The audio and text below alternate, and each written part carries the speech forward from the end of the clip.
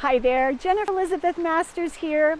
You know, when we are aligned with our truth, standing in the truth of our being, aligned with the flow of the universe, instead of looking at what other people are doing, we start to turn around and look at, oh, what are other people showing me that I need to work on inside of me? You know, I do a lot of relationship counseling and helping people to mend their relationships so that they don't need to have a divorce. Because, you know, when we understand what you need to do in a relationship to be able to have peace and understanding and that lovely connection and intimacy between us, we have to stop complaining about our partner. And instead of complaining, we need to turn that mirror around and go, oh, what is my partner showing me about me? If I am focusing on what they're not doing, what does that show me about me?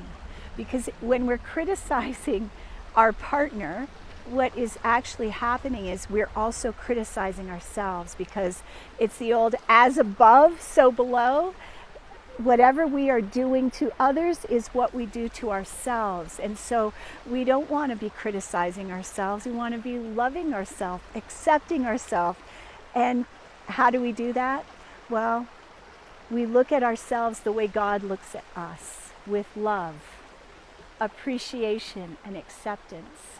So instead of fighting what is, how about a little bit more love? How about a little bit more appreciation for all your wonderful gifts, the uniqueness that you have within you?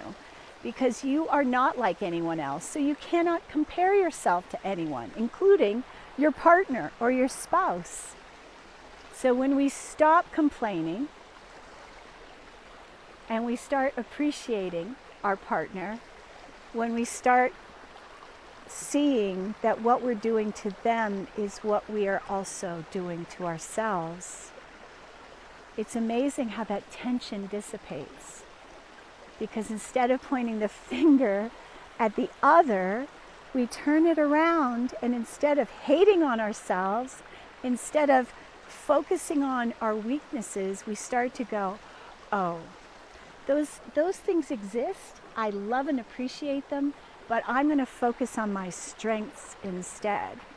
So when we amp up our strengths, then we can lovingly appreciate all the flaws and faults that we have. You know, we're never going to be perfect. We're always going to be a work in progress.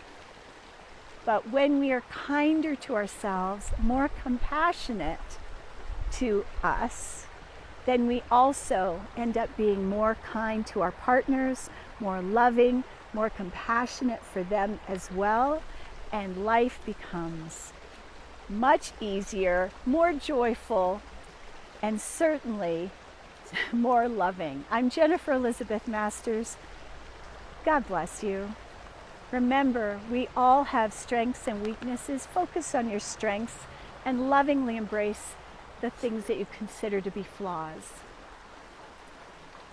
Life will be so much better. I appreciate you. Much love. Thanks for being here.